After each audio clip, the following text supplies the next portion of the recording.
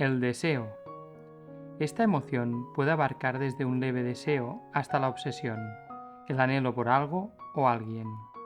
También se expresa en la codicia, el hambre, la envidia, los celos, el apego, el acaparamiento, la crueldad, la fijación, el frenesí, la exageración, la ambición continua, el egoísmo, la lujuria, la posesividad, el control, el glamour, la insaciabilidad y el materialismo.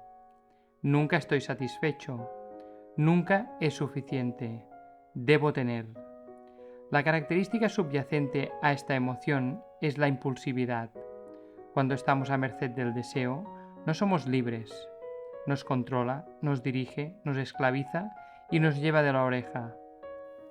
Una vez más, el punto esencial para saber si hay libertad es determinar si hemos elegido conscientemente cumplir un deseo, o si se trata de programas y sistemas de creencias que nos dirigen de forma inconsciente.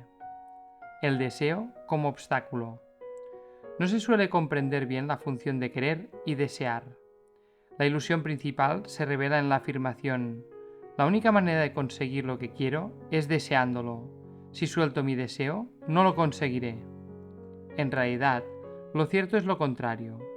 El deseo, especialmente el deseo intenso, es decir, el anhelo, con frecuencia nos impide conseguir lo que queremos. ¿Por qué es así? Si algo llega a nuestra vida, es porque lo hemos elegido. Es el resultado de nuestra intención o de habernos decidido por ello. Ha llegado a nuestra vida a pesar del deseo. Desearlo fue un obstáculo para su realización o adquisición. Esto se debe a que desear significa literalmente yo no tengo. En otras palabras, si decimos que deseamos algo, estamos diciendo que no es nuestro, y así ponemos una distancia psíquica entre nosotros y lo que queremos. Esta distancia se convierte en un obstáculo que consume energía. Lo imposible se vuelve posible en cuanto nos rendimos totalmente. Esto se debe a que el ansia bloquea la recepción y produce el miedo a no conseguirlo. En esencia, la energía del deseo es la negación de que lo que queremos es nuestro con solo pedirlo. Esta forma de considerar el logro de metas difiere de la que estamos acostumbrados por la programación del mundo. Asociamos la ambición y el éxito con el trabajo duro y las virtudes clásicas de la ética protestante. Estas incluyen el sacrificio, el ascetismo, grandes esfuerzos y mucho empeño, constancia, apretarse el cinturón y la severidad del trabajo duro. Así, el panorama se presenta difícil, ¿cierto? Bueno, pues lo es. Se trata de luchar, y la lucha produce el bloqueo que el deseo pone en nuestro camino. Comparemos esta manera ardua de lograr las metas en los niveles bajos de conciencia con un estado de conciencia más elevado en el que hemos reconocido y entregado el deseo. Así, alcanzamos un estado más libre, en el que lo que elegimos se manifiesta en nuestra vida sin esfuerzo. Entregamos la emoción del deseo y a cambio, simplemente, elegimos la meta, la visualizamos amorosamente y permitimos que suceda porque vemos que ella es nuestra. Porque ella es nuestra. En un estado inferior de conciencia vemos un universo negativo y negador, frustrante y reacio. Es como un padre malo y tacaño. En un estado más elevado de conciencia, nuestra experiencia del universo cambia. Ahora se vuelve como un padre que da, ama, aprueba incondicionalmente y quiere que tengamos todo lo que queramos, y está ahí para que se lo pidamos. Esto crea un contexto diferente y un nuevo significado para el universo. Aunque el mundo puede ser mezquino y hostil para los demás, no hay razón para que nos conformemos con ese paradigma. Cuando nos conformamos con él, lo hacemos real en nuestra vida. A medida que dejamos ir los deseos, vemos que lo que hemos elegido vendrá a nuestra vida casi por arte de magia. Lo que mantenemos en la mente tiende a manifestarse. Como ya he dicho, durante una época de desempleo alto, algunas personas no solo encuentran empleo, sino que tienen 2 o 3 trabajos.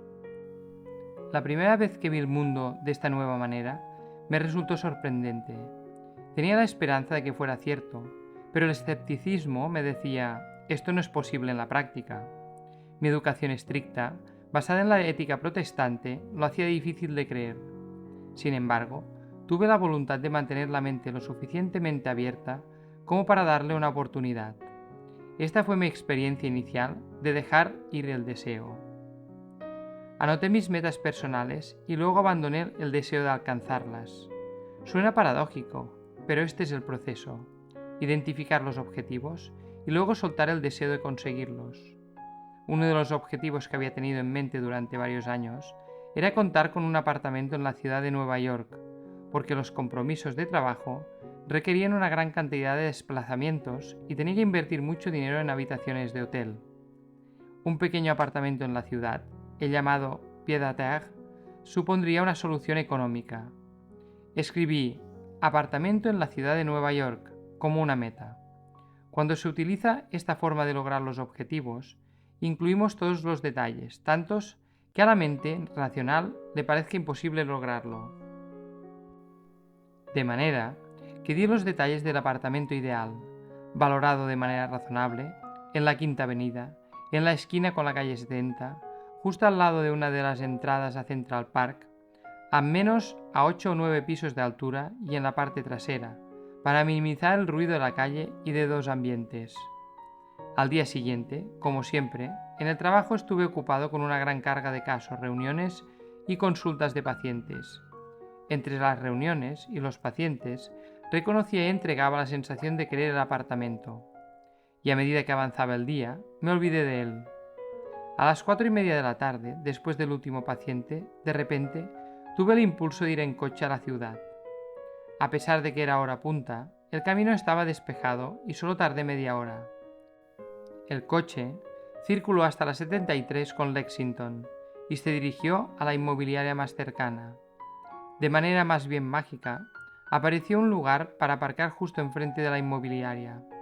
El agente inmobiliario, al escuchar que deseaba un apartamento en la Quinta Avenida, me miró sorprendido y dijo: «Bueno, sin duda está de suerte. Hace exactamente una hora hemos publicado el anuncio del único apartamento en alquiler en toda la Quinta Avenida, en la calle 76, en un 9º piso. Es un piso trasero con 2 habitaciones y el alquiler es razonable, $500 al mes con gastos incluidos. Acaban de pintarlo y se puede mudar a él en cuanto quiera». De modo que caminamos hasta allí y vimos el apartamento. Se ajustaba exactamente a la descripción que había anotado en mi meta. Firmé el contrato de arrendamiento en el acto. Así, a las 24 horas de aplicar la técnica de dejar ir un objetivo personal concreto, este se convirtió en realidad. Era algo casi imposible de conseguir, y sin embargo, sucedió exactamente como lo había imaginado, sin esfuerzo y sin emociones negativas. Fue una experiencia fácil y alegre. No se trata de una experiencia extraña, sino típica, porque, en este caso, el deseo era moderado y pude, sin mucho esfuerzo, entregarlo totalmente. Entregarlo totalmente significa que está bien si consigo el apartamento y también si no lo consigo. Al entregarlo totalmente, lo imposible se hizo posible y se manifestó rápidamente y sin esfuerzo.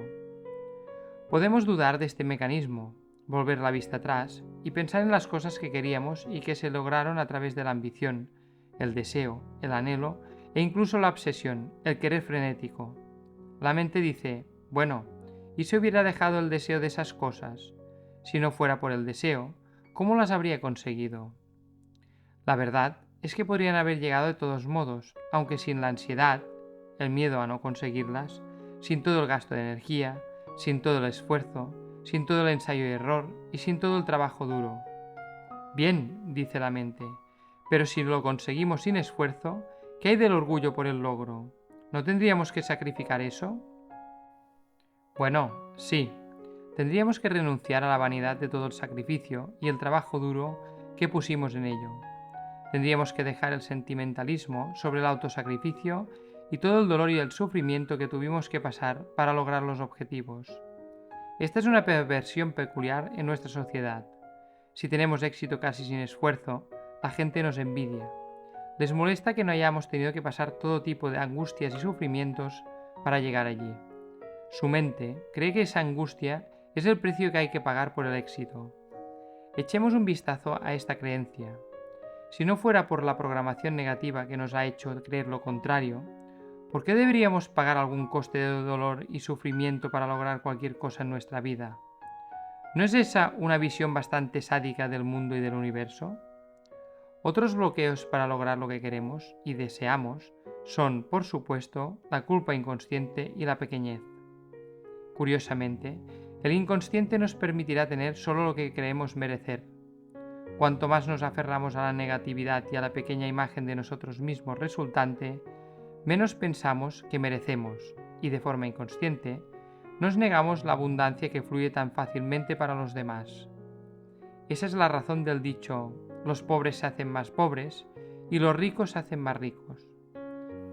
Si tenemos una visión de escasez con respecto a nosotros mismos, entonces merecemos la pobreza, y nuestro inconsciente se encargará de que la tengamos. Al renunciar a nuestra pequeñez y a revalidar la inocencia interior, y a medida que dejemos de resistirnos a nuestra generosidad, franqueza, confianza, amor y fe, el inconsciente iniciará automáticamente la organización de las circunstancias para que empiece a fluir la abundancia en nuestra vida. Tener, hacer, ser.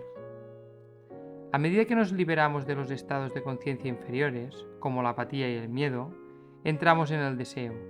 Lo que antes era no puedo, ahora se hace posible. La progresión general de los niveles de conciencia, a medida que avanzamos del más bajo al más alto, supone pasar del tener al hacer y de este al ser. En los niveles inferiores, valoramos lo que tenemos. Queremos lo que tenemos, pues es lo que nos da nuestra imagen personal de valía y posición en el mundo. Una vez que nos hemos demostrado a nosotros mismos que podemos tener, que nuestras necesidades básicas pueden ser cubiertas, que tenemos el poder para cubrir las propias necesidades y las de las otras personas que dependen de nosotros, la mente comienza a interesarse más en lo que hacemos. Entonces, pasamos a un sistema social diferente, en el que lo que hacemos en el mundo es la base de nuestro valor y de cómo nos califican los demás. A medida que ascendemos en el amor, nuestro hacer está cada vez menos caracterizado por el servicio a uno mismo y se orienta más a los demás. Cuando nuestra conciencia crece, vemos que ese servicio, amorosamente orientado a los demás, conlleva la automática satisfacción de nuestras necesidades. Esto no significa sacrificio, el servicio no es sacrificio. Finalmente, nos convencemos de que el universo satisface todas nuestras necesidades y nuestras acciones se convierten en amor. Llegados a este punto, lo que cuenta ya no es lo que hacemos en el mundo, sino lo que somos. Nos hemos demostrado a nosotros mismos que podemos tener lo que necesitamos, que con la disposición adecuada podemos hacer casi cualquier cosa. Y ahora se vuelve más importante lo que somos, por nosotros mismos y para los demás. Ahora, la gente busca nuestra compañía no por lo que tenemos, ni por lo que hacemos, ni por las etiquetas sociales, sino por aquello en lo que nos hemos convertido. Debido a la cualidad de nuestra presencia, la gente quiere estar cerca de nosotros y experimentarnos. Nuestra descripción social cambia. Ya no somos los que tienen un apartamento de moda, o un gran coche, o una colección de baratijas, ni se nos etiqueta como presidentes de esta o aquella corporación, o como miembros de la junta directiva de alguna organización. Ahora, se nos describe como personas espléndidas, a quienes merece la pena conocer. Nos describen como personas carismáticas. Este nivel del ser es típico de los grupos de autoayuda. En ellos, nadie está interesado en lo que los demás hacen en el mundo ni en lo que tienen.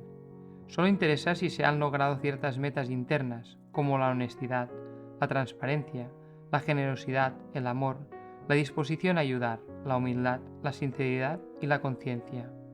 Están interesados en la cualidad de ser. El glamour. El glamour es un tema muy útil de entender. Una vez entendido, resulta mucho más fácil soltar los deseos. En su libro Espejismo, Glamour, un problema mundial, de 1950, Alice Bailey lo presenta como maestría. Si nos fijamos en algo que queremos, podemos empezar por distinguir entre la cosa en sí y el aura, la pátina, el flash y el efecto magnético de atracción de una cualidad que se puede describir como glamour. Esta disparidad entre lo que la cosa es en sí misma y el glamour que nos une a ella es lo que lleva a la desilusión. Muy a menudo, perseguimos algún objetivo y luego, cuando lo logramos, nos sentimos decepcionados. Esto se debe a que la cosa en sí no coincide con nuestras representaciones de ella. Glamour significa que le hemos añadido sentimentalismo o la hemos sacado de proporción. Hemos proyectado sobre ese objeto una cualidad mágica que nos lleva a pensar que, cuando lo adquiramos, alcanzaremos un estado más elevado de felicidad y satisfacción. Esto sucede muy a menudo con las metas vocacionales. Un hombre trabaja año tras año, luchando por convertirse en el presidente de la compañía o ser importante y destacar de alguna otra forma.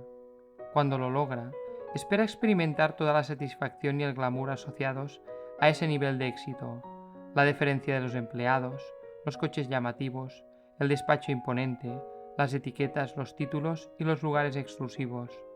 Pero lo que encuentra es que todas esas cosas son superficiales. Son compensaciones muy insuficientes por la pérdida de energía y el tremendo desgaste diario que requiere el puesto. Aunque imagina que va a recibir admiración, lo que a menudo encuentra la persona que está en el poder es la crueldad, la competitividad, la envidia, la adulación interminable y las manipulaciones fraudulentas e incluso los ataques paranoicos de los competidores. Descubre que su energía está tan agotada que no le queda nada para su vida personal y sus relaciones se deterioran.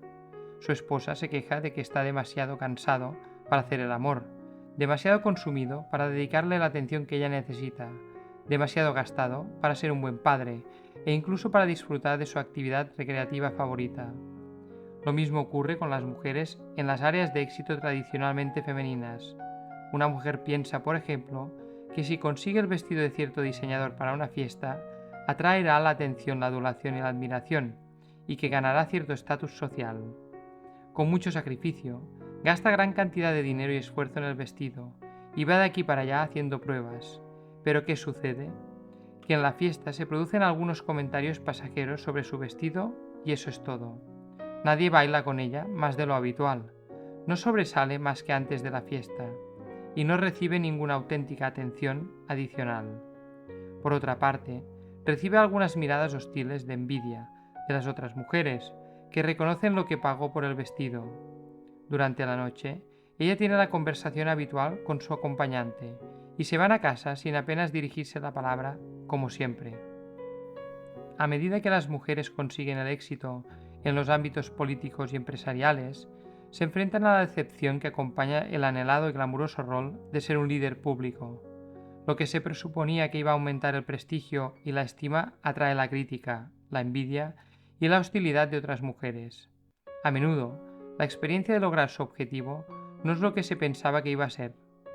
Se producen interminables críticas a su personalidad pública y a su aspecto, y siente la persistente sensación de inquietud y preocupación interior de haber fallado a su familia por buscar la realización profesional. A veces, ganar no es tan liberador como el glamour quiere hacernos creer. El sentimentalismo y la emotividad también llevan a idealizar las metas emocionales. Se proyecta cierta excitación sobre acontecimientos emotivos, por ejemplo, una reunión, una primera cita o ser elegido presidente de la clase. El objetivo es que parezcan más importantes de lo que realmente son. Después de que el acontecimiento pasa, la vida sigue igual y llega la decepción. El revestimiento de glamour es descaradamente obvio en la publicidad. Aquí lo vemos en toda su dimensión. Al vaquero se lo reviste del glamour de la masculinidad y a la bailarina de ballet del glamour de la feminidad. Los hombres se sienten atraídos por la personalidad, no por las marcas. Así, el vaquero representa el glamour de lo masculino, que es rudo, fresco, amable y está al mando. El consumidor proyecta los rasgos de personalidad que desea sobre el producto. El glamour lleva a vivir en un nivel de fantasía. Por tanto, cuando soltamos un deseo, tenemos que diseccionar lo que hay de exageración, fantasía y romanticismo. Una vez que hemos renunciado al glamour, es relativamente fácil entregar el deseo. Si abandonamos el romanticismo del vaquero, por ejemplo, el cigarrillo o la hamburguesa de queso que tenía entre las manos en el anuncio, pierde su atractivo. De hecho, para nuestra sorpresa, descubrimos que el deseo se había adjuntado a la fantasía glamurosa. Desde el principio no hubo realidad en él. Esto significa que el mundo constantemente nos vende deshonestidad, sirve a nuestro deseo de ese aspecto romántico idealizado. Nos prometen hacernos más importantes de lo que realmente somos. El glamour llevado a ese nivel de deshonestidad es una falsificación. La mente protesta. ¿Tengo que renunciar a toda esa emoción del glamour? ¿Tengo que dejar mis imágenes de gratificación emocional y excitación? La respuesta es no.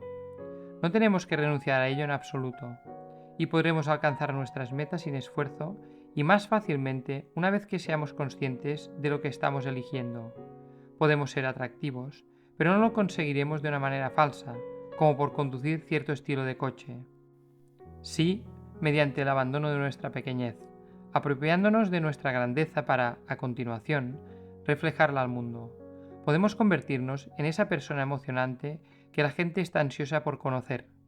Basta con elegir ser esa persona y dejar los bloqueos que surgen al desear ser así. Podemos tener lo que queremos directamente, sin desviarnos por alguna promesa fraudulenta que nos conduzca a la frustración y a la decepción. El camino para convertirse en esa persona emocionante que la gente quiere conocer es muy fácil. Basta con imaginar el tipo de persona que queremos ser y entregar todos los sentimientos negativos y bloqueos que nos impiden ser así. Entonces, todo lo que necesitamos tener y hacer se coloca automáticamente en su lugar. Esto se debe a que el nivel del ser tiene más poder y energía que los del tener y el hacer. Cuando le damos prioridad, integra y organiza nuestras actividades. Este mecanismo se evidencia en la experiencia común. Lo que mantenemos en la mente tiende a manifestarse. El poder de la decisión interna. No se trata de posiciones filosóficas, sino de procesos prácticos comprobables. Es fácil experimentar con estos conceptos y ver los resultados automáticos que se producen. Debido a que la mente tiende a atribuir el mérito a cualquier cosa que no sea el poder de nuestra conciencia, es bueno llevar un diario para anotar las metas que nos gustaría alcanzar y luego verificarlas y hacer un seguimiento. ¿Por qué? Porque vamos a necesitar tiempo antes de llegar a creer que es nuestro propio poder el que está cumpliendo con estos fines. Veamos un ejemplo interesante sobre la negación del poder interior. Un hombre, que estaba desesperado por un trabajo y bastante agitado por ello, recibió instrucción sobre cómo aplicar la técnica de dejar ir a su situación laboral. Como era de naturaleza religiosa, se le aconsejó que se olvidara de conseguir el trabajo, dejándolo en manos de Dios, y que entregara su deseo mientras permanecía abierto a lo que pudiera pasar.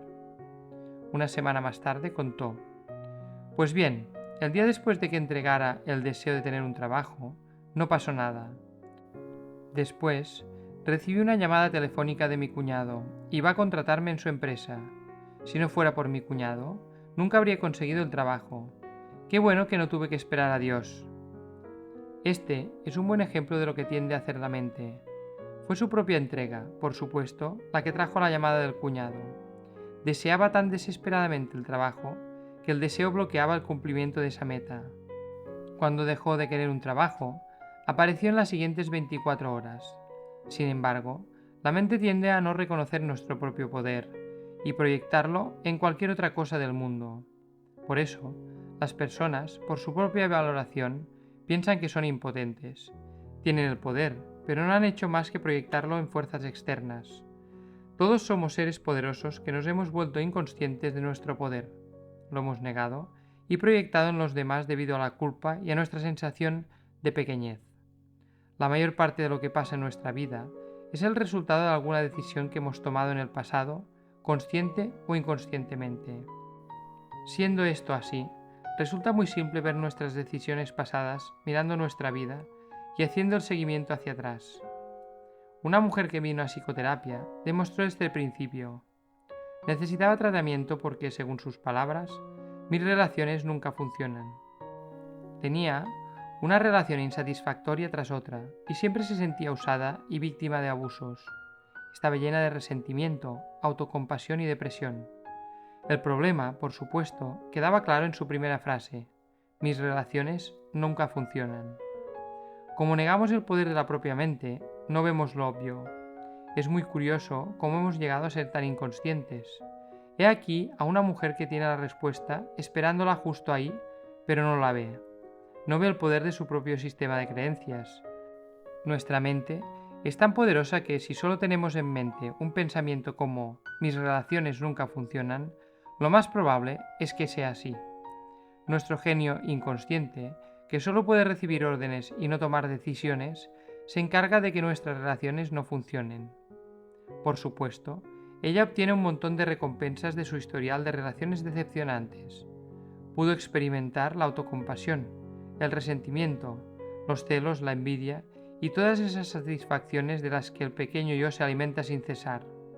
Si nos fijamos en esa pequeña parte de nosotros mismos, veremos que este es el tipo de cosas en las que le encanta revolcarse. El pequeño yo se glorifica en lo miserable que es la vida, en lo correosa que es la suerte, lo podridas que han sido nuestras experiencias y lo mezquina que ha sido la gente con nosotros. Pero pagamos un precio muy alto cuando escuchamos este conjunto de programas. Su corolario es obvio. Si nuestra mente, por su decisión, tiene el poder de hacer que las cosas negativas sucedan en nuestra vida, tiene entonces el mismo poder en la dirección opuesta, la positiva. Podemos elegir todo de nuevo. Esta vez podemos elegir lo positivo. Podemos cancelar los viejos programas y renunciar a la gratificación que obteníamos de las recompensas negativas. El término que más adecuadamente describe este conjunto de emociones es egoísmo. El mero uso de la palabra inmediatamente establece una resistencia debido a la culpa. Todos nos sentimos culpables por el egoísmo. Esto nos coloca en una posición imposible, ya que, a fin de llevar a cabo lo que el mundo nos ha enseñado, tenemos que sumergirnos en aquello por lo que luego nos condena, el egoísmo. Para estudiar el tema, primero tomaremos la decisión de no flagelarnos por ello, ni caer en la autoindulgencia de la culpabilidad, pues eso es la culpa en realidad, autoindulgencia. Echemos un vistazo a la palabra egoísmo como mera descripción de las motivaciones colectivas y de los modos de operar del pequeño yo, que es un aspecto genético de la mente por el que nos dejamos programar debido a nuestra ingenuidad y que ahora queremos desprogramar, como cuando activamos el comando desinstalar de un ordenador. La razón para soltar el egoísmo no es la culpa. No es que sea un pecado, no es que esté mal. Todas esas motivaciones provienen de la conciencia inferior y de la autocrítica.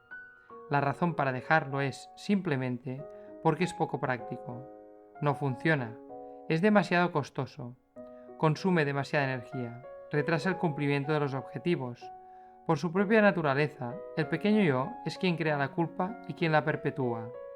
Esto significa que, a partir de la culpa, nos esforzamos por lograr el éxito. Luego, cuando lo alcanzamos, nos sentimos culpables por tenerlo. No hay ganador en el juego de la culpabilidad. La única solución es renunciar a él, dejarlo. A nuestra mente le gustaría hacernos creer que la culpa, en realidad, es una alabanza, y a los traficantes de culpas del mundo les encanta convertirla en un ídolo. ¿Qué es más importante, sentirnos culpables o cambiar a mejor?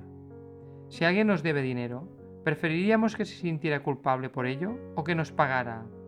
Si tenemos la intención de sentirnos culpables, por lo menos deberíamos elegirlo, en lugar de ser inconscientemente dirigidos.